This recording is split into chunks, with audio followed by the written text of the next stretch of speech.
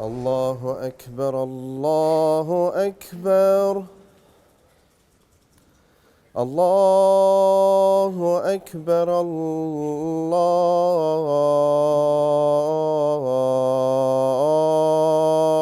الله أكبر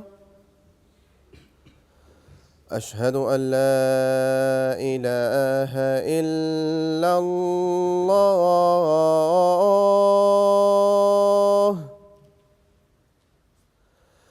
أشهد أن لا إله إلا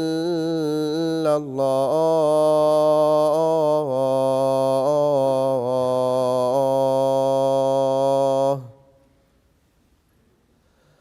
أشهد أن محمدًا رسول الله أشهد أن محمدًا رسول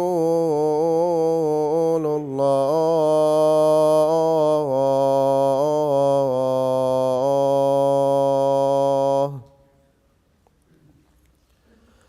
حي على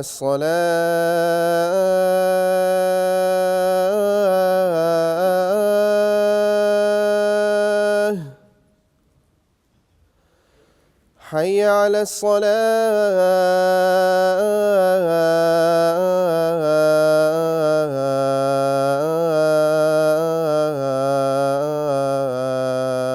الصلاة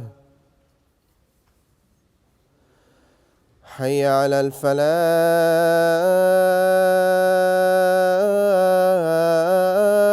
الفلاح حي على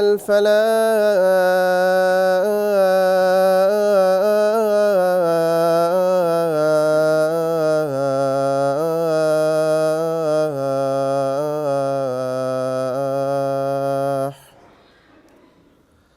الله أكبر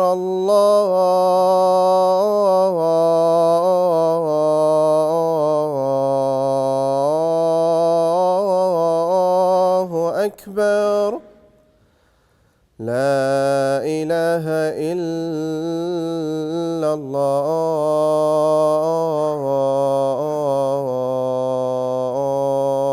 الله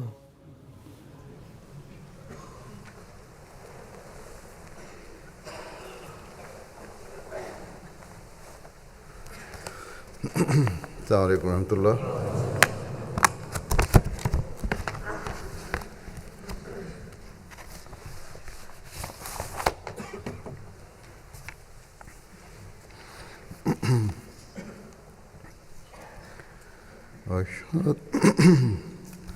أشهد أن لا إله إلا الله وحده لا شريك له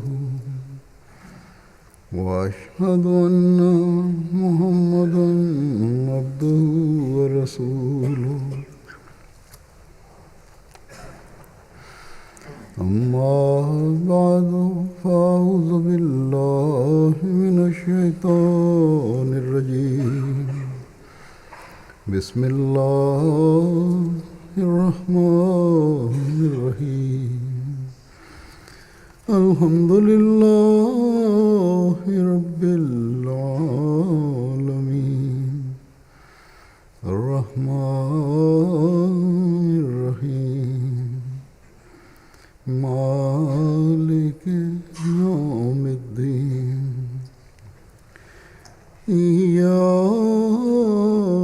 نعبد وإياك نستعين اهدنا الصراط المستقيم صراط الذين أنعمت عليهم غير المغضوب عليهم ولا الضالين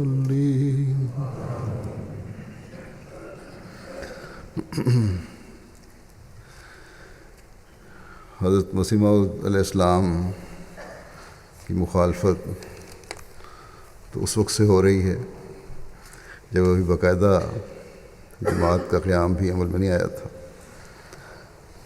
اور آپ علیہ السلام نے بیعت بھی نہیں لی تھی۔ مسلمانوں نے بھی اور غیر مسلموں نے بھی اپنا پورا زور آپ کی مخالفت میں لگایا، اور اب تک لگا رہے ہیں۔ آج کل زیادہ پیش مسلمان ہیں، لیکن اللہ تعالیٰ آپ کی جماعت کو بڑھاتا چلا جا رہا ہے۔ اب اللہ تعالیٰ کے فضل سے جماعت دنیا کے 209 ممالک میں قائم ہے، خاص طور پر مسلمان ممالک میں۔ جیسا کہ میں نے کہا، جہاں بھی لوگ جماعت کی طرف زیادہ توجہ دیتے ہیں وہاں باقاعدہ منصوبہ بندی سے جماعت کی مخالفت شروع ہو جاتی ہے۔ بعض سیاستدان، علماء اور ان کے زیر اثر سرکاری کرندے، بلکہ جیسے پہلے میں بتا چکا ہوں عدالتوں کے جج بھی اس مخالفت کا حصہ بن جاتے ہیں۔ آج کل جیسا کہ میں نے گزشتہ کئی خطبوں میں ذکر کیا ہے، الجزائر کے احمدیوں کو ظلم کا نشانہ بنایا جا رہا ہے۔ جج صاحبان بھی یہی کہتے ہیں، حکومتی کرندے بھی یہی کہتے ہیں کہ اگر تم اس بات سے انکار کر دو کہ حضرت مرزا غلام احمد قادیانی علیہ السلام کا مسیح موعود ہونے کا دعویٰ جھوٹا ہے اور وہ مسیح موعود نہیں ہیں بلکہ نعوذ باللہ اسلام مخالف طاقتوں کے ایجنٹ ہیں، اور اسلام مخالف طاقتوں کی پشت پناہی اور مغربی ممالک کی پشت پناہی انہیں حاصل ہے، اور انہیں کی طرف سے یہ کھڑے کیے گئے تھے، خاص طور پر انگریزوں کی طرف سے، تو ہم تمہیں بری کر دیتے ہیں، ورنہ پھر جیل اور جرمانے کی سزا کے لیے تیار ہو جاؤ۔ اور پھر ظالمانہ فیصلہ کر کے جو لوگ انکار کرتے ہیں، جو ایمانوں پر قائم ہیں، ان کو پھر جیلوں میں ڈالا جا رہا ہے، اور بڑے بڑے جرمانے بھی کیے جا رہے ہیں، جن کی ادائیگی کی شاید ان غریب لوگوں میں، جو اکثر غریب لوگوں کی ہے، استطاعت بھی نہ ہو۔ بہرحال ان معصوموں اور مظلوموں کو ہمیں اپنی دعاؤں میں یاد رکھنا چاہیے۔ اللہ تعالیٰ انہیں ثبات قدم بھی عطا فرمائے اور ان ظلموں سے بھی بچائے۔ اسی طرح پاکستان کے احمدیوں کو بھی یاد رکھیں اپنی دعاؤں میں۔ وہاں بھی آج کل پنجاب میں خاص طور پر باقاعدہ منصوبہ بندی سے ظلم کیے جا رہے ہیں۔ مسلمان ممالک میں اپنے ملکوں کے اندر جو فساد کی حالت ہے اور ایک ملک کی دوسرے ملک کے ساتھ تعلقات کی جو حالت ہے، عقل رکھنے والوں کے لیے یہ حالت ہی اس بات کے سوچنے کے لیے کافی ہے اور ہونی چاہیے کہ ان حالات میں اللہ تعالیٰ نے امت محمدیہ کی اصلاح کے لیے اپنے وعدے کے مطابق جس کو بھیجنا تھا، اور آن حضرت صلی اللہ علیہ وسلم نے اپنے جس غلام صادق کے آنے کی پیشگوئی فرمائی تھی، اسے تلاش کریں، جبکہ اللہ تعالیٰ اور آن حضرت صلی اللہ علیہ وسلم کی بتائی ہوئی نشانیاں بھی پوری ہو چکی ہیں اور ہو رہی ہیں، جو مسیح موعود کی آمد کے ساتھ وابستہ ہیں۔ اور یہی ایک راستہ ہے جو مسلمانوں کی عظمت کو دوبارہ قائم کر سکتا ہے۔ حضرت مسیح موعود علیہ السلام فرماتے ہیں ایک جگہ کہ یقیناً یاد رکھو کہ خدا کے وعدے سچے ہیں، اس نے اپنے وعدے کے موافق دنیا میں ایک نذیر بھیجا ہے، دنیا نے اسے قبول نہ کیا، مگر خدا تعالیٰ اس کو ضرور قبول کرے گا اور بڑے زور آور حملوں سے اس کی سچائی کو ظاہر کرے گا۔ میں تمہیں سچ سچ کہتا ہوں، فرماتے ہیں میں تمہیں سچ سچ کہتا ہوں کہ میں خدا تعالیٰ کے وعدے کے موافق مسیح موعود ہو کر آیا ہوں، چاہو تو قبول کرو، چاہو تو رد کرو، مگر تمہارے رد کرنے سے کچھ نہ ہوگا۔ خدا تعالیٰ نے جو ارادہ فرمایا ہے وہ ہو کر رہے گا۔ پھر آپ فرماتے ہیں یہ صاف امر ہے کہ خدا تعالیٰ نے مجھے مامور اور مسیح موعود کے نام سے دنیا میں بھیجا ہے۔ جو لوگ میری مخالفت کرنے والے ہیں وہ میری نہیں خدا تعالیٰ کی مخالفت کرتے ہیں۔ بس جماعت کے خلاف مخالفتیں جو ہو رہی ہیں یہ اللہ تعالیٰ جو چاہتا ہے اس کے خلاف ہی چلنے والے لوگ ہیں، اور اس طرح یہ اللہ تعالیٰ کی مخالفت کر رہے ہیں، اور یہ مخالفتیں نہ پہلے کچھ بگاڑ سکیں اور نہ آئندہ ان شاء اللہ تعالیٰ کچھ بگاڑ سکیں گی۔ اللہ تعالیٰ کی مدد حضرت مسیح موعود علیہ السلام کے ساتھ ہمیشہ رہی، اور ہمیشہ ہم نے یہی دیکھا کہ دشمن خائب و خاسر ہوا اور ہو رہا ہے، اور آئندہ بھی ان شاء اللہ تعالیٰ ہوتا رہے گا۔ یہ ایک جگہ مخالفت کرتے ہیں تو اللہ تعالیٰ 100 جگہ تبلیغ کے نئے میدان کھول دیتا ہے۔ الجزائر میں ہی انہوں نے احمدیوں کو اپنے زوم میں ختم کرنے کی کوشش کی، اور اخباروں اور دوسرے میڈیا نے اس کا چرچا کیا۔ جماعت مخالف خبریں شائع کی گئیں، پھیلائی گئیں، بلکہ اخباروں نے بھی مخالفت میں اپنے طور پر بھرپور مخالفت کرنے میں اپنے طور پر بھرپور کردار ادا کیا ہے۔ لیکن یہی باتیں جو ہیں جماعت کی تبلیغ کا ذریعہ بن گئیں۔ اب الجزائر کی جماعت کو بہت پرانی جماعت نہیں، لیکن اللہ تعالیٰ ان کو اس مخالفت کے ذریعے سے ہی جہاں ایمان میں مضبوط کر رہا ہے وہاں ان کے لیے تبلیغ کے راستے بھی کھول رہا ہے۔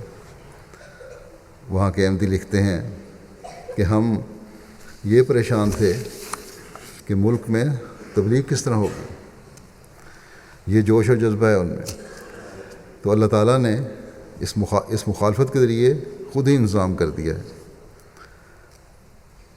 کہتے ہیں کہ اگر بعض لوگ منفی اثر لے رہے ہیں اور اس میں زیادہ تر نام نہاد علماء کے پیچھے چلنے والے لوگ ہیں، تو ایسے بھی ہیں اور بہت سارے ایسے ہیں، بڑی تعداد میں ہیں جو جماعت اور حضرت مسیح موعود علیہ السلام کے دعوے سے متعارف ہوئے ہیں اور سمجھتے ہیں کہ جماعت کے خلاف جو ہو رہا ہے وہ غلط ہو رہا ہے۔ اپنے طور پر اس وجہ سے جماعت کے بارے میں معلومات بھی لے رہے ہیں۔ حضرت مسیح موعود علیہ السلام نے بھی یہی فرمایا ہے کہ مخالفت میں لکھا گیا لٹریچر اور ہماری کتابیں مخالفت جو ہے اور ہمارے خلاف جو لکھا ہوا لٹریچر ہے وہ ہماری کتابیں دیکھنے کی تحریک پیدا کرتا ہے، اس طرح توجہ دلاتا ہے۔ اسی طرح آپ نے اس بات کو بیان فرماتے ہوئے کہ آپ کے آنے کا یہی وقت تھا اور اللہ تعالیٰ کی تقدیر کے موافق ہی آپ آئے ہیں تاکہ اسلام کی دولتی کشتی کو سنبھالا ملے۔ آپ فرماتے ہیں کہ سچے نبی اور رسول اور مجدد کی بڑی نشانی یہی ہے کہ وقت پر آوے اور ضرورت کے وقت آوے۔ فرمایا غیروں کو مخاطب کر کے کہ لوگ قسم کھا کر کہیں کہ کیا یہ وقت نہیں کہ آسمان پر کوئی تیاری ہو، لیکن یہ ان کو بھی پتہ ہے کہ یہ حالت مسلمانوں کی جو ہے اس بات کا تقاضا کرتی ہے کہ کوئی مجھ سے مسئلے آئے۔ خود ان کے بیان اخباروں میں بھی چھپتے ہیں، اپنی تقریروں میں بھی ذکر کرتے ہیں، اس بات کی گواہی دیتے ہیں کہ مسلم امہ کو سنبھالنے کے لیے کوئی آنا چاہیے، لیکن یہ بھی ساتھ کہہ دیتے ہیں کہ مرزا غلام احمد قادیانی نہیں، کہ علاوہ کوئی ہو۔ بہرحال جو خدا تعالیٰ کی طرف سے ہونے کا دعویٰ کر رہا ہے اسے یہ مانتے نہیں، بلکہ انکار کر رہے ہیں اور دشمنی کر رہے ہیں۔ یہ نام نہاد علماء، اور یہ کرتے چلے جا رہے ہیں ہر جگہ، جیسا کہ میں نے کہا مسلمان ممالک میں خاص طور پر۔ لیکن اس کے مقابلے پہ ہم دیکھتے ہیں کہ اللہ تعالیٰ دنیا میں اپنے پیغام کو پہنچانا چاہتا ہے اور قبول کروانا چاہتا ہے۔ اس کی تقدیر بھی کام کر رہی ہے اس بارے میں، اور لاکھوں لوگ ہر سال اس مخالفت کے باوجود احمدیت میں جو داخل ہوتے ہیں وہ اس بات کا ثبوت ہے کہ اللہ تعالیٰ کی تائید اور نصرت جماعت احمدیہ کے ساتھ ہے، حضرت مسیح علیہ السلام کے ساتھ ہے۔ بہت سارے ایسے ہیں جو اپنے واقعات لکھتے ہیں کس طرح احمدی ہوئے، اور ان کے واقعات کو پڑھ کر حیرت ہوتی ہے کہ کس طرح اللہ تعالیٰ نیک فطرتوں کے لیے قبولیت کے لیے انتظام فرما رہا ہے۔ بعض واقعات میں پیش کرتا ہوں۔ یہ پہلا واقعہ جو کو پیش کروں گا یہ الجزائر کا ہی ہے، جہاں اس وقت جیسا کہ میں نے کہا مخالفت زوروں پر ہے۔ یہ صاحب کہتے ہیں لکھنے والے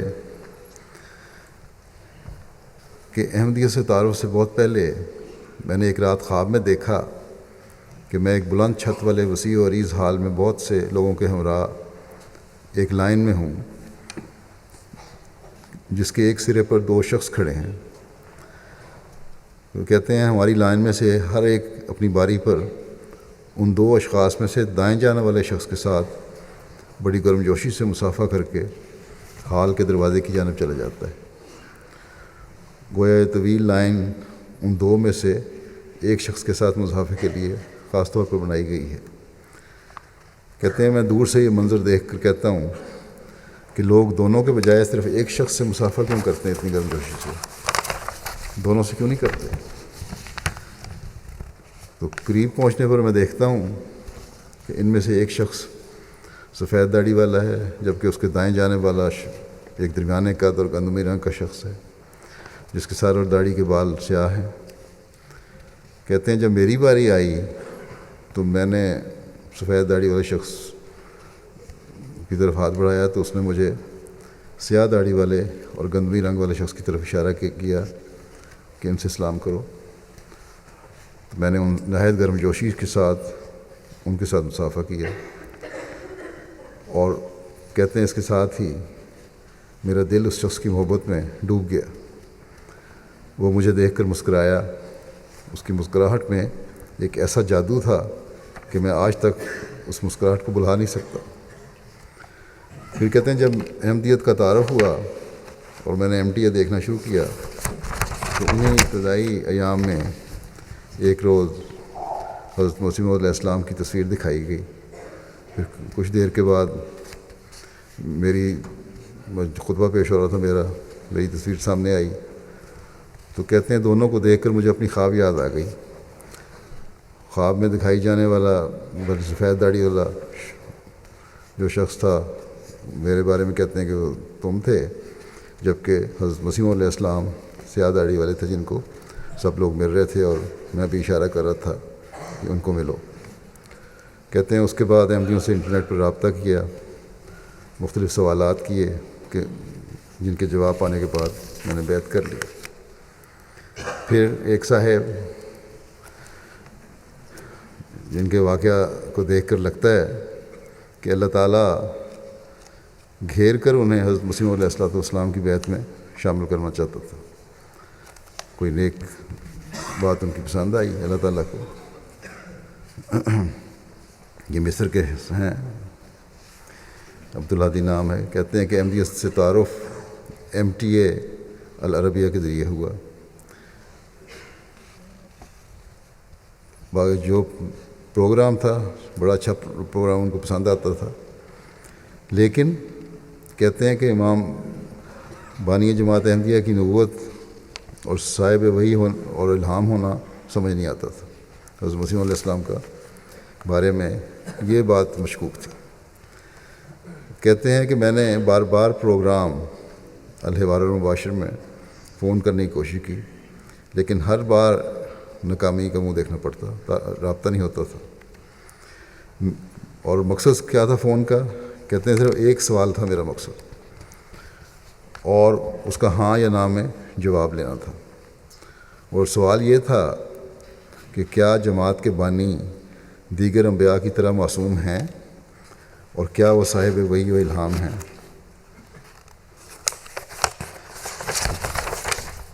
کہتے ہیں اگر اس کا جواب مجھے ہاں میں دیا جاتا تو میں اسی روز اس چینل کو اپنی لسٹ سے حذف کر دیتا، کاٹ دیتا، کیونکہ اس وقت میرا یہی عقیدہ تھا کہ حضرت صلی اللہ علیہ وسلم کے بعد وہی بند ہے اور اس کا دعوے دار جھوٹا ہے. لیکن خدا تعالیٰ کی خاص قدرت سے ایسا ہوا کہ میں کبھی بھی پروگرام میں کال کرنے میں کامیاب نہ ہو سکا، جس کا نتیجہ یہ ہوا کہ میں MTA دیکھتا رہا، اور رفتہ رفتہ تمام امور کے ساتھ ختم نبوت کا مسئلہ بھی میری سمجھ میں آ گیا. یہاں تک کہ میرے سامنے امام الزمان، مسیح موعود اور امام مہدی کی بیعت کے علاوہ کوئی راستہ نہ بچا. چنانچہ میں نے بیعت فارم پر کر کے ارسال کر دیا.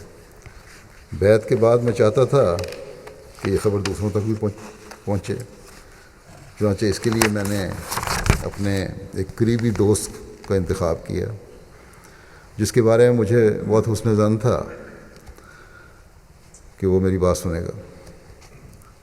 میں نے اسے احمدیت کا پیغام پہنچایا تو وہ خلاف توقع اچانک شدید غصے میں آ کر حضرت مسیح علیہ السلام کی شان میں گستاخی کرنے لگا. کہتے ہیں مجبوراً میں اسے چھوڑ کر نہایت دکھی دل کے ساتھ، بے چین روح کے ساتھ، بوجھل قدموں سے اپنے گھر لوٹ آیا.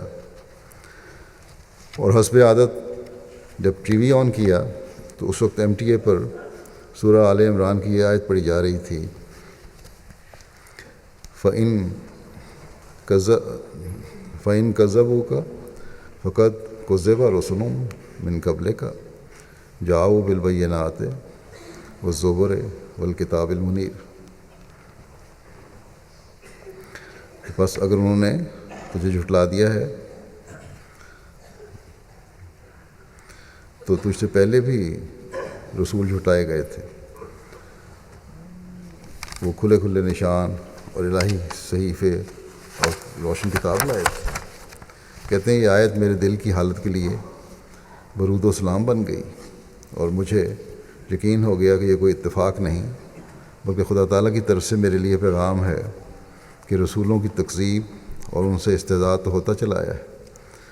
پھر اگر حضرت مسیح علیہ السلام کے ساتھ ایسا ہوا تو یہ کوئی نئی بات نہیں ہے، لیکن انبیاء کی اس حالت کے باوجود خدا تعالیٰ کی مدد و نصرت سے ان کا غالبانہ دنیا کے لیے خدا تعالیٰ کی ہستی کا عظیم ثبوت اور خدا تعالیٰ کے مامورین کی صداقت کی بیان دلیل ہے.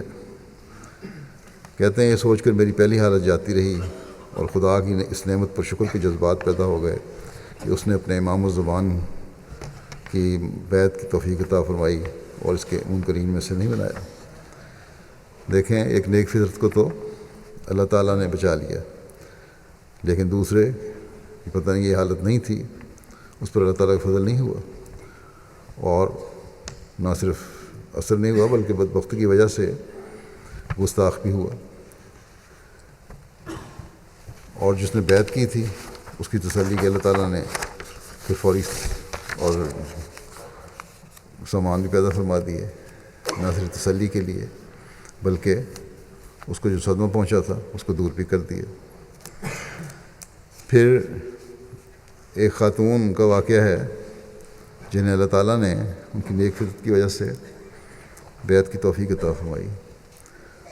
باوجود اس کے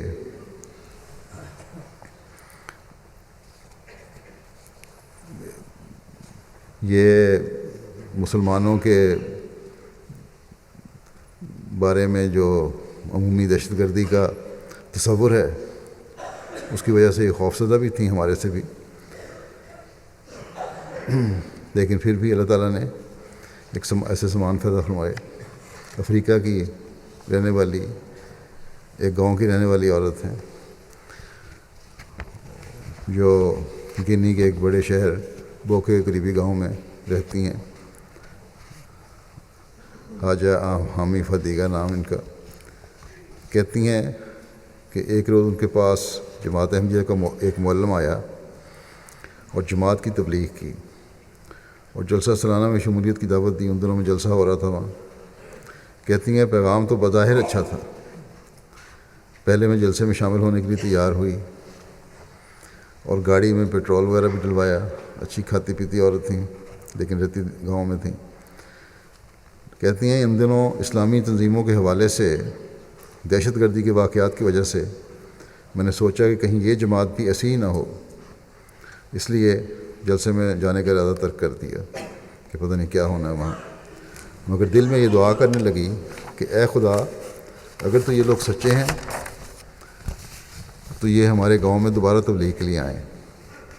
خدا کا کرنا ایسا ہوا کہ کچھ عرصے بعد کہتے ہیں لکھنے والے کہ ہماری تبلیغی ٹیم بغیر پروگرام کے ان کے گاؤں چلی گئی۔ جب اس خاتون نے ہمیں دیکھا تو خوشی سے ان کے آنسو نکل آئے اور کہنے لگی کہ اللہ تعالیٰ نے میری دعا سن لی ہے، اور اس طرح ساری فیملی بیعت کر کے جماعت میں داخل ہو گئی۔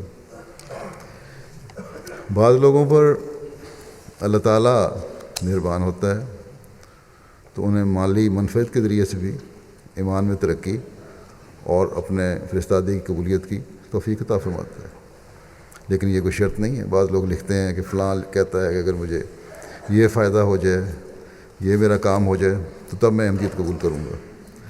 احمدیت قبول کرنا نہ اللہ تعالیٰ پہ احسان ہے، نہ حضرت مسیح موعود پر کوئی احسان ہے۔ اپنی دنیا و عاقبت سنوارنی ہوتی ہے، اس لیے اللہ تعالیٰ کے پیغام کو سننا اور سمجھنا اور اسے قبول کرنا ضروری ہے۔ بہرحال ایک واقعہ ہے، اللہ تعالیٰ بعض دفعہ کسی فضل کرنا چاہے تو اس شرط کو قبول بھی کر لیتا ہے، کا اظہار ہو کے اس کو دکھا بھی دیتا ہے۔ گیمبیا کے امیر صاحب کہتے ہیں کہ نیابینی ڈسٹرکٹ کے ایک گاؤں میں ایک خاتون سنتا صاحبہ جماعت کی شدید مخالف تھیں۔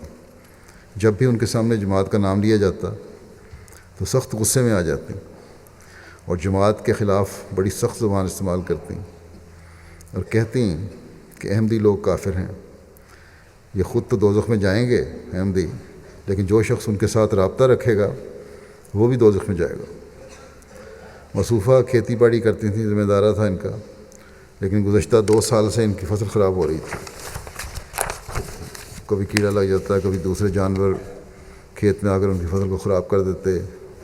ان کو سمجھ نہیں آ رہی تھی کہ اس کی بہرحال کیا وجہ ہے۔ کہتے ہیں ہماری ایک احمدی بہن نے ان کو کہا کہ دیکھو، جب سے تم جماعت کی مخالفت کر رہی ہو اس وقت سے تمہاری فصل نہیں ہو رہی، اس لیے تم جماعت کی مخالفت چھوڑ کر جماعت میں شامل ہو جاؤ تو اللہ تعالیٰ فضل کرے گا۔ چنانچہ موصوفہ کو اسی وقت یہ سمجھ آ گئی، انہوں نے کہا چلو تجربہ کرتی ہوں۔ وہ اپنی فیملی کے 8 افراد کے ساتھ جماعت میں شامل ہو گئیں۔ جماعت میں شامل ہونے کے بعد انہوں نے دیکھا کہ اللہ تعالیٰ نے ان پر بہت فضل کیے۔ نہ صرف یہ کہ ان کی فصل بھرپور رنگ میں ہونے لگی، بلکہ ان کا ایک جوان بیٹا تھا جو گزشتہ کئی سال سے لاپتہ تھا، رابطہ ہو گیا اس کے ساتھ، جو اٹلی میں تھا۔ اب یہ خاتون ہر کسی کو یہ کہتی ہیں کہ جماعت احمدیہ میں شامل ہو جاؤ کیونکہ اسی میں نجات ہے۔ مولک سلسلہ بینن کے لکھتے ہیں کہ اس سال بارش کے مہینے میں وسیلہ شہر میں شدید طوفانی بارش ہوئی، جس کی وجہ سے مشن ہاؤس کی ایک دیوار گر گئی۔ رات کو بھی بارش جاری رہی، خطرہ تھا کہ دوسری دیوار بھی گر جائے گی۔ اور کہتے ہیں میں جماعتی نقصان مشن ہاؤس کا ہو رہا تھا، بڑا پریشان تھا، تو میں نے دعا یہ کی، مجھے خیال آیا، یہ خیال بھی ہمارے مبلغوں کو ہی آ سکتا ہے کہ اے اللہ اس نقصان کو تو بیتوں کے ذریعے پورا فرما دے اور جماعتی ترقی میں برکت دے۔ کہتے ہیں میں نے دعا ختم نہیں کی تھی ابھی کہ فون کی گھنٹی بجنے لگی، رات 12 بجے کا وقت تھا، بارش اور شدید کڑک تھی بجلی کی۔ میں نے فون اٹھایا تو ایک شخص بولا جس کا نام محمد تھا، وہ ایک گچا نامی گاؤں ہے وہاں سے بات کر رہا تھا، اور اس نے کہا کہ گاؤں والے بیعت کرنا چاہتے ہیں۔ وہاں سے مشن ہاؤس سے جہاں یہ تھے وہ گاؤں 110 کلومیٹر دور تھا۔ کہتے ہیں بہرحال میں ان کے پاس گیا گاؤں میں اگلے دن یا کچھ دن بعد، تو وہاں 198 افراد بیعت کر کے جماعت میں داخل ہو گئے، اور ہر قسم کی مخالفت کے باوجود، بڑی مخالفت بھی ہے وہاں لیکن ثبات قدم ہے ان میں اور قائم ہیں اپنے ایمان پر۔ جرمنی سے مبلغ لکھتے ہیں کہ ایک سیرین فیملی تقریباً 1 سال سے ان کا رابطہ تھا۔ گزشتہ سال جرمنی جلسہ پہ بھی شرکت کی انہوں نے، جلسے کا ماحول دیکھا، بڑے متاثر ہوئے، لیکن بیعت نہیں کی تھی انہوں نے۔ وہ خود کہتے ہیں، سیرین فیملی کہتی ہے کہ ہم چونکہ اٹلی کے راستے سے جرمنی آئے تھے، اس لیے ہمارے وکیل نے کہا تھا کہ آپ لوگوں کو کیس کمزور ہے اور ممکن ہے کہ آپ کو واپس اٹلی بھجوا دیا جائے۔ چنانچہ جلسے کے بعد کہتے ہیں ہم اسی امید پہ تھے کہ ہمیں خط آ جائے گا کورٹ کا کہ واپس جاؤ یا حکومت کا، لیکن گھر پہنچے تو کورٹ کی طرف سے ایک خط آیا ہوا تھا جس میں انہوں نے لکھا تھا کہ یہ ان کو علم ہے کہ ہم اٹلی کے راستے جرمنی آئے ہیں، لیکن ساتھ ہی اس خط میں جج کی طرف سے ریمارکس بھی تھے کہ چونکہ آپ لوگ سیرین ہیں اس لیے انہیں جرمنی سے کہیں اور بھجوانے کی ضرورت نہیں ہے۔ تو کہتے ہیں میرے لیے بات جو تھی بڑا معجزہ تھی۔ فوراً دل میں خیال آیا کہ یہ جلسے پر جانے کی برکت ہے، اور میں نے اپنی بیوی کو بتایا کہ خدا تعالیٰ نے ہمیں جلسے میں شامل ہونے پر یہ معجزہ دکھایا ہے۔ بس اس کے بعد ان کے دل میں بیٹھا کہ کیونکہ جماعت کی وجہ سے ہوا ہے، وہ انہوں نے فوراً بیعت کا فیصلہ کیا اور جماعت میں شامل ہو گئے۔ تو اللہ تعالیٰ کے بھی عجیب طریقے ہیں ہدایت دینے کے۔ بعض لوگ سمجھتے ہیں، گو کہ کئی واقعات ایسے ہیں بتائے بھی ہیں میں نے، کہ افریقہ میں تبلیغ بھی اتنی آسان نہیں، کافی مشکل ہے، لیکن لوگوں کا خیال ہے کہ ان پڑھ لوگ ہیں، غریب ہیں، اس لیے آسانی سے احمدیت قبول کر لیتے ہیں، لیکن یہ بالکل غلط بات ہے۔ ان ان پڑھوں کے نام نہاد ان پڑھوں کو بھی جو ان کے نام نہاد علماء ہیں، انہوں نے اپنی روزی روٹی اور انفرادیت قائم کرنے کے لیے عجیب قسم کے رسم و رواج اور بدعات میں مبتلا کیا ہوا ہے، اور ان علماء کے پیچھے چلنے والے ان سے علیحدہ ہونا بھی نہیں چاہتے، اور انہی کی وجہ سے جماعت کی مخالفت بھی ہوتی ہے۔ جیسے پہلے بھی 1-2 واقعات میں نے بیان کیے کہ وہاں افریقہ میں مخالفت بھی کرنے والے ہیں لوگ۔ تو بہرحال وہاں بھی احمدیت قبول کرنا اتنا آسان نہیں ہے، لیکن اللہ تعالیٰ پھر بھی رہنمائی کے سامان پیدا فرماتا رہتا ہے لوگوں کے لیے، اور ہمارے مبلغین اور معلمین کے لیے بھی کہ کس طرح انہوں نے تبلیغ کرنی ہے۔ آئیوری کوسٹ کے مبلغ کہتے ہیں، ایک واقعہ کا ذکر کرتے ہوئے، کہ سان پیڈرو ریجن کے لوکل معلم ایک گاؤں میں تبلیغ کے لیے گئے، جس کے نتیجے میں اس گاؤں کے امام سمیت 15 افراد نے احمدیت قبول کر لی۔ بعد میں امام نیشنل جلسہ سالانہ آئیوری کوسٹ میں شامل ہوئے تاکہ جماعت کے افراد کو قریب سے دیکھنے کا موقع ملے۔ جلسہ دیکھ کر بڑے خوش ہوئے، مسجد کے لیے اپنا ایک پلاٹ بھی پیش کیا، لیکن یہ لوگ شہر کے ایک بڑے امام کے تابع تھے سب. گاؤں میں پہلے جمعہ کی نماز ادا نہیں کی جاتی تھی باوجود اس کے وہاں امام تھا، اور وجہ یہ بتائی جاتی تھی کہ شہر سے بڑے امام کو بلا کر پھر کوئی گائے یا بکری ذبح کر کے دعوت کی جائے اس کی، اور پھر جمعہ ہو سکتا ہے، نہیں تو جمعہ نہیں ہو سکتا، اجازت نہیں. تو یہ عجیب و غریب قسم کی بدعات انہوں نے وہاں رائج کی ہوئی ہیں. اور بڑے مولوی صاحب جو ہیں وہ جب ان کو فرصت ملتی مختلف جگہوں سے دعوتیں کھانے کی بعد، تو جب ان کا نمبر آتا تھا تبھی کسی گاؤں میں جا کے جمعہ پڑھاتے تھے. اور اس وجہ سے جو ایک بنیادی فرض ہے جمعہ پڑھنا ایک مومن کے لیے، اس سے ان کو محروم کیا ہوا تھا. حدیث میں تو آتا ہے کہ 3 جمعے جس نے چھوڑے لگاتار اس کے دل پہ داغ لگ گیا. تو بہرحال ان مولوی صاحبان کی یہ اپنی شریعت تھی.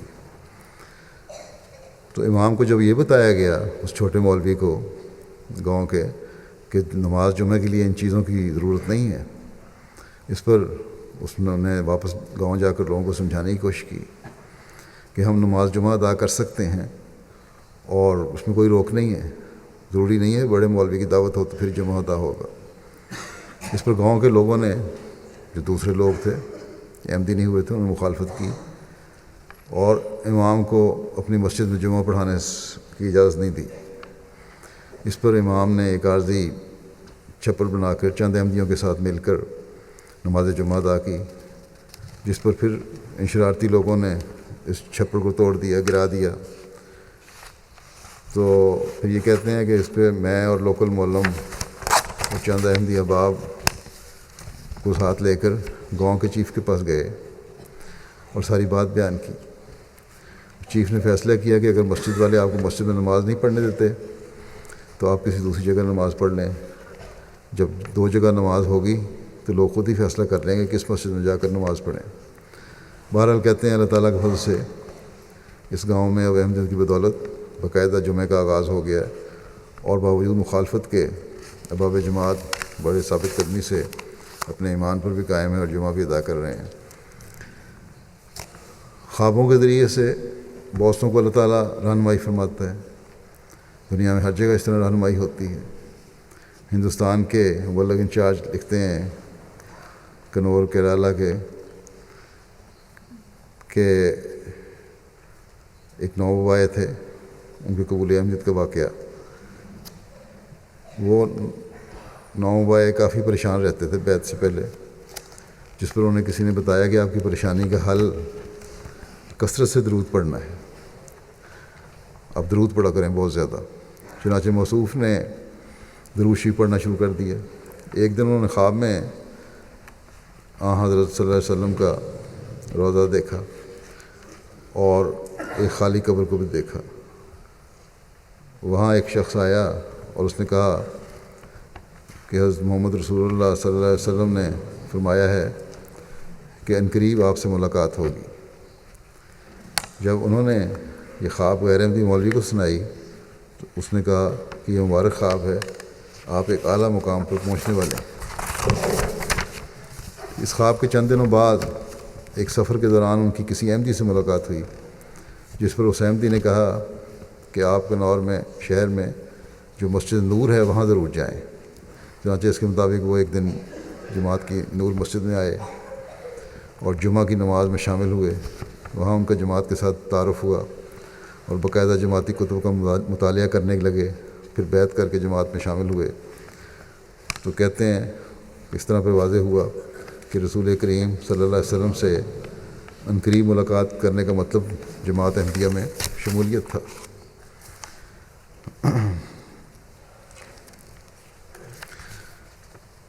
پھر بینین کے مولوی بیان کرتے ہیں کہ ہمارے معلم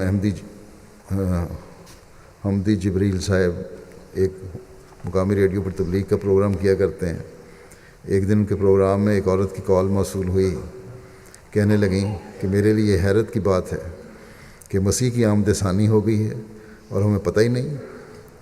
میں مسلمان ہوں اور میری فیملی عیسائی ہے، اور مجھے اس بات پر لاجواب کر دیتے ہیں کہ مسلمان تو خود کہتے ہیں کہ ان کی ہدایت کے لیے مسیح کی آمد ہوگی تب ان کو ہدایت ملے گی، تو وہ کہتی ہے کہ آپ میرے گاؤں آئیں اور ان کو تبلیغ کریں۔ چنانچہ اس گاؤں میں چند تبلیغی نشستوں سے اس گاؤں کے 227 افراد نے بیعت کر کے احمدیت قبول کر لی۔ جہاں مولوی کا زور چلتا ہے وہاں وہ ڈرا دھمکا کر احمدیت سے دور کرنے کی کوشش بھی کرتا ہے، لیکن اللہ تعالیٰ نے ان مولویوں کے اس فعل کی وجہ سے لوگوں کو احمدیت قبول کرنے کی توفیق عطا فرمائی ہے۔ بہت سے ایسے واقعات ہیں، ایک واقعہ کا ذکر کرتا ہوں۔ زامبیا کے شمالی صوبے شہر کے صوبہ کے ایک شہر ہے مپورو کوسو، اس کے بارے میں وہاں کے مبلغ لکھتے ہیں کہ میں گزشتہ سال یہاں اس جگہ پہ گزشتہ سال جماعت پہ قیام ہوا، وہاں پر مولویوں نے ایک میٹنگ بلائی، پرانے مسلمان ہیں وہاں، جس میں مختلف لوگوں کو مدعو کیا گیا، جس میں ایک محمد سعید صاحب بھی تھے جن کا ہماری جماعت سے رابطہ تھا لیکن احمدی نہیں ہوئے تھے۔ میٹنگ کے دوران مولوی کہنے لگے کہ ہم قادیانیوں کو کسی قیمت پر ترقی کرتے ہوئے نہیں دیکھ سکتے، اس لیے ہم نے فیصلہ کیا ہے کہ جہاں بھی یہ لوگ جائیں گے ہم ان کا پیچھا کریں گے اور ان کو ڈرائیں گے، اور اگر دھمکائیں گے، اگر لوگ جماعت سے پیچھے نہ ہٹے تو ہمیں انہیں جان سے بھی مارنا پڑا تو وہ بھی کر دیں گے۔ ان مولویوں نے سعید صاحب سے کہا کہ تم بھی احمدیوں سے کسی قسم کا تعلق نہ رکھو، وہ پتہ تھا کہ آنا جانا ہے، اگر تم نے جماعت احمدیہ کے ساتھ اپنا تعلق نہ کاٹا تو ہم کسی بھی حد تک جا سکتے ہیں، دھمکی دی ان کو۔ اس کا نتیجہ کیا ہوا کہ محمد سعید صاحب مولویوں کی اس میٹنگ کے بعد اپنی فیملی سمیت جماعت احمدیہ میں شامل ہو گئے۔ انہوں نے آ کے کہا اچھا تم دھمکاؤ مجھے، میں بیعت کرتا ہوں۔ اس کے علاوہ بھی اس میٹنگ کے بعد شہر کے کوئی 25 افراد نے جماعت میں شمولیت اختیار کی۔ ڈرانے کا نتیجہ یہ نکلا کہ ان پر حق کھل گیا، اور مزید افراد جو پہلے تھے احمدی تھے ان سے بھی بڑھ گئی تعداد جماعت کی، اور جماعت کے آغوش میں آ گئے۔ یہی حال الجزائر میں ہو رہا ہے، جیسا کہ میں نے کہا ہے، احمدیت کا تعارف بڑھ رہا ہے، اور وہاں کے رہنے والے لوگوں کا خیال ہے کہ ایک وقت آئے گا جب اسی پیمانے پر لوگ احمدیت میں یہاں بھی شامل ہونا شروع ہو جائیں گے انشاءاللہ۔ پھر ایک واقعہ کا ذکر کرتے ہوئے امیر صاحب تنزانیہ لکھتے ہیں کہ نیانگا مارا میں ایک لمبے عرصے سے جماعت قائم تھی، مگر وہاں صرف 1-2 گھرانے احمدی تھے۔ اس سال یعنی 2016 میں مقامی جماعت کے افراد کے تعاون سے وہاں باقاعدہ تبلیغی پروگرام کیا گیا، جس میں حاضرین کو خلافت کی اہمیت کے حوالے سے بتایا گیا۔ چنانچہ لوگوں کو خلیفہ وقت کو دیکھنے کا شوق پیدا ہوا۔ ان لوگوں نے ایک غیر از جماعت، اس کے پاس ڈش اور ٹی وی تھا، اس سے درخواست کی کہ وہ اپنے ٹی وی پر MTA لگائے۔ چنانچہ اس نے MTA لگایا اور لوگوں کو ٹی وی پر خلیفۃ المسیح کو دیکھنے کا موقع ملا۔ اس طرح جماعت کے لیے تبلیغ کا ایک نیا رستہ کھل گیا۔ کہتے ہیں اس سال، اسی سال جس سال کا ذکر ہو رہا ہے 2016 میں، ہمارا وفد اگلے مہینے دوبارہ ان کے تبلیغ کے لیے گیا، تو ایک مولوی نے پروگرام کے دوران فتنہ ڈالنے کی کوشش کی، اور ہمیں لگا کہ شاید یہ پروگرام کامیاب نہیں ہو سکے گا، لیکن خدا کی نصرت ایسی ہوئی کہ تبلیغی پروگرام اور سوال و جواب کے بعد مقامی لوگوں میں سے بعض جنہوں نے ابھی تک بیعت نہیں کی تھی، ان مولوی صاحب کو کہنے لگے کہ اگر احمدی کافر ہیں تو ہم بھی احمدی ہیں، تم اس گاؤں سے نکل جاؤ، احمدی نہیں نکلیں گے۔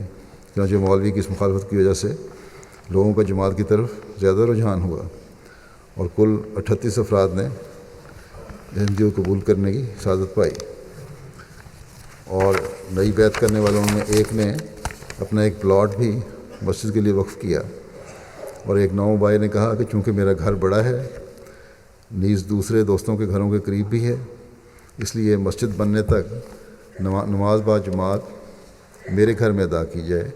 چنانچہ اب روزانہ اس جگہ جماعت کے دوست اکٹھے ہو کر نماز ادا کرتے ہیں۔ تو اس قسم کے بہت سے واقعات ہیں جہاں مخالفت کی وجہ سے احمدیت سے دور ہٹانے کی کوشش کی گئی، یا لالچ دے کر بھی، لیکن اللہ تعالیٰ کے یہ کام ہے، جیسا کہ پہلے حضرت مسیح علیہ السلام نے فرمایا کہ روز بروز ترقی ہو رہی ہے، خود لوگ بعض جگہ تعارف حاصل کر کے آتے ہیں، اور ہم ان چیزوں کو دیکھ کر حضرت مسیح علیہ السلام کی اس بات کو بھی پورا ہوتا دیکھتے ہیں۔ آپ فرماتے ہیں کہ یاد رکھو اللہ تعالیٰ سب کچھ آپ ہی کیا کرتا ہے۔ پھر فرماتے ہیں ٹھنڈی ہوا چل پڑی ہے، خدا تعالیٰ کے کام آہستگی کے ساتھ ہوتے ہیں، ہوں گے اور ضرور ہوں گے، لیکن آہستہ آہستہ ہو رہے ہیں اور ہوتے چلے جائیں گے انشاءاللہ تعالیٰ۔ تو مسلمانوں کو بجائے حضرت مسیح علیہ السلام کی مخالفت کرنے کے اس بات کو غور کرنا چاہیے جو آپ نے فرمایا ان کو مخاطب کر کے، کہ اگر ہمارے پاس، یاد رکھو کہ اگر ہمارے پاس کوئی بھی دلیل نہ ہوتی، تاہم زمانے کے حالات پر نظر کر کے مسلمانوں پر واجب تھا کہ وہ دیوانہ وار پھرتے اور تلاش کرتے کہ مسیح ابھی تک کیوں نہیں آیا، کیونکہ مسیح اب تک کیوں نہیں کسر صلیب کے لیے آیا۔ اب بجائے اس کے مخالفت کرتے تلاش کرنا چاہیے تھا، زمانہ اس بات کا تقاضا کر رہا تھا کہ تلاش کیا جائے۔ فرمایا کہ اگر ملانوں کو بنی نوع انسان کی بھلائی اور بہبودی مد نظر ہوتی تو وہ ہرگز ایسا نہ کرتے جیسا ہم سے کر رہے ہیں۔ ان کو سوچنا چاہیے تھا کہ انہوں نے ہمارے خلاف فتویٰ لکھ کر کیا بنا لیا ہے، جسے خدا تعالیٰ نے کہا ہے کہ ہو جائے، اسے کون کہہ سکتا ہے کہ نہ ہو۔ فرمایا کہ یہ لوگ جو ہمارے مخالف ہیں یہ بھی ہمارے نوکر چاکر ہیں، مخالفین بھی ہمارے نوکر چاکر ہیں کہ کسی نہ کسی رنگ میں ہماری بات مشرق و مغرب تک پہنچا دیتے ہیں۔ بعض واقعات جو میں نے بیان کیے، اور الجزائر کے لوگ پاکستان میں بھی یہی ظاہر کرتے ہیں کہ مخالفت کی وجہ سے احمدیت کا تعارف مزید بڑھ رہا ہے۔ بس ہمیں مخالفت سے کوئی فکر نہیں، چاہے الجزائر ہو یا پاکستان یا کوئی اور مسلمان ملک، ہماری تبلیغ ان مخالفین کے ذریعے پہلے سے بڑھ کر ہو رہی ہے اور تعارف حاصل ہو رہا ہے احمدیت کا۔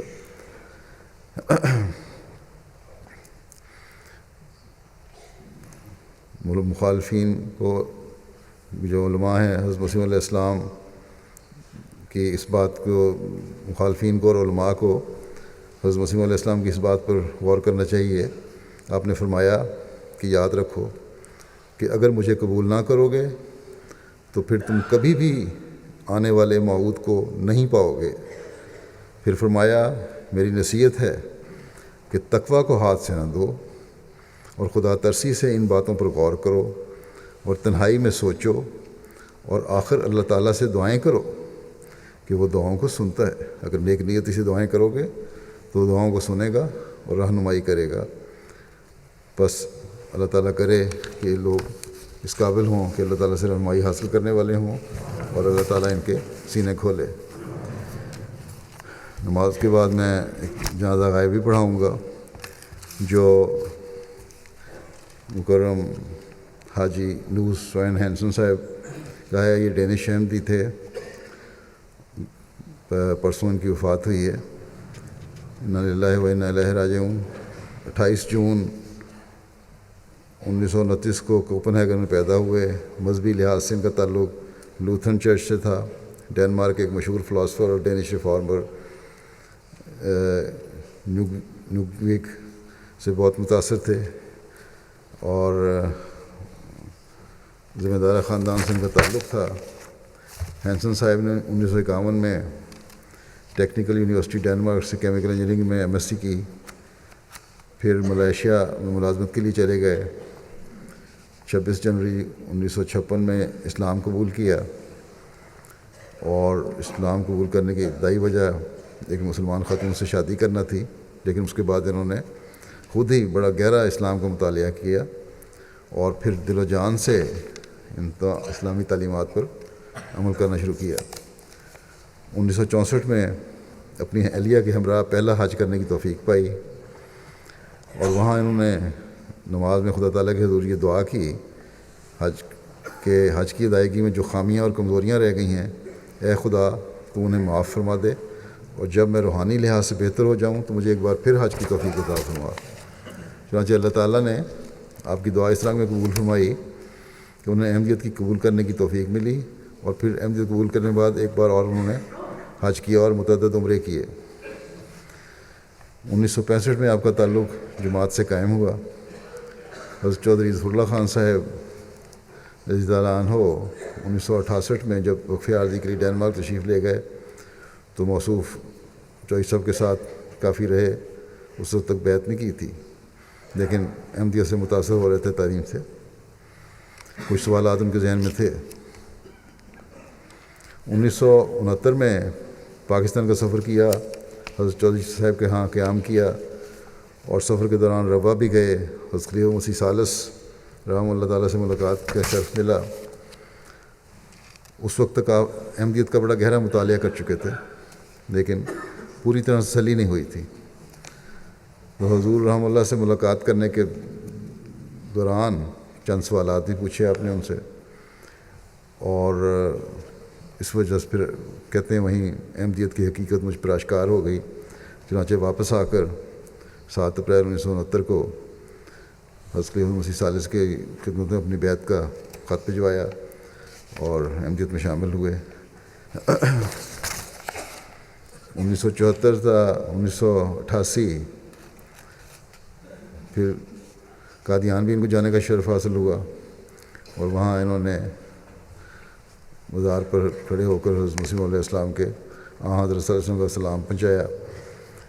74 سے 88 تک نیشنل سیکرٹری مال ڈینمارک کے عہدے پر خدمت کی توفیق پائی اور اس نظام کو بہتر کیا۔ 85 میں حضرت خلیفہ مسیح رابع رحمہ اللہ تعالیٰ نے آپ کو امیر جماعت ڈینمارک مقرر فرمایا۔ اس سے پہلے آپ 27 اپریل 83 کو نائب امیر مقرر ہوئے تھے۔ چودھری ظفر اللہ خان صاحب ان کے بارے میں، سوین ہینسن صاحب کے بارے میں فرماتے ہیں کہ ان کی بیوی ملایا کی مسلمان ہیں۔ میاں بیوی محض رسمی مسلمان نہیں بلکہ مخلص اور پابند صوم و صلات ہیں۔ چوئی صاحب کہتے ہیں خاکسار نے کم کسی مغربی مسلمان کو اسلام کی اقدار میں اس قدر رچا ہوا دیکھا ہے۔ ان کو قرآن کریم کی اشاعت نو اور ٹرانسلیشن کا بھی موقع ملا، توفیق ملی۔ 1989 میں ڈینش قرآن کریم کی نظر ثانی شدہ ایڈیشن کمپیوٹرائز کمپوزنگ کے ساتھ شائع ہوا۔ اس میں سوین ہینسن صاحب نے گراں قدر خدمات سر انجام دیں۔ میڈسن صاحب کے ساتھ مل کر ان کی بہت مدد کی، اور ہمیشہ 1986 سے لے کر جب تک ان کی صحت رہی، گزشتہ 2 سال تک تقریباً، یہ ہر سال جلسے پر آتے تھے، یہاں یو کے میں بھی، اور حضرت خلیفہ مسیح رابع کے زمانے میں جو انٹرنیشنل شورا ہوتی تھی وہاں حضرت خلیفہ مسیح رابع کی معاملت کی بھی ان کو کا اعزاز ان کو ملا۔ اسکینڈینیوین ممالک کے مشترکہ رسالے کے ایڈیٹر بھی رہے یہ ایکٹیو اسلام کے۔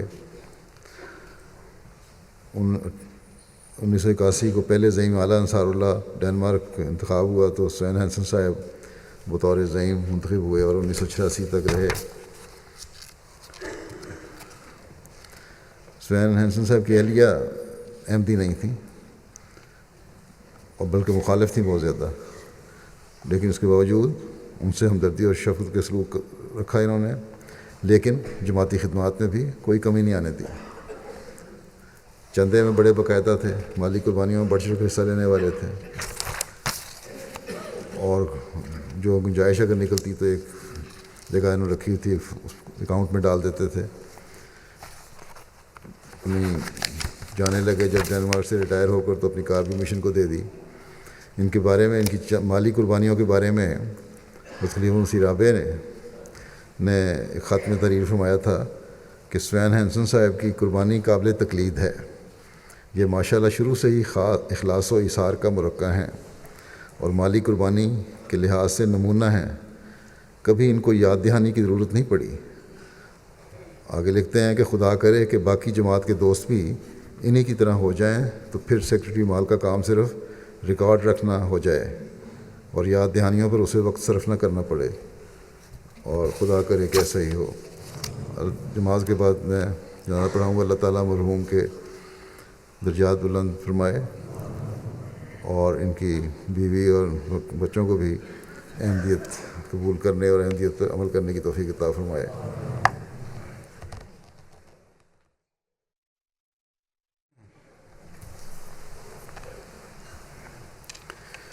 الحمد للہ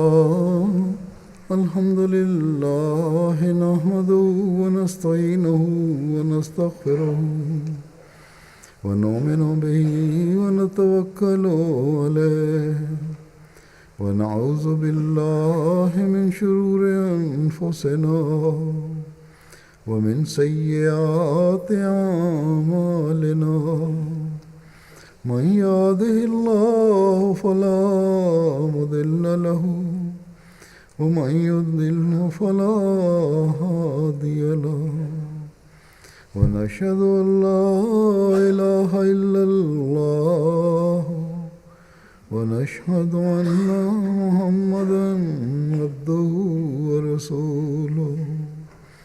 عباد الله رحمكم الله، إن الله يأمر بالعدل والإحسان وإيتاء ذي القربى وينهى عن الفحشاء والمنكر والبغي يعظكم لعلكم تذكرون.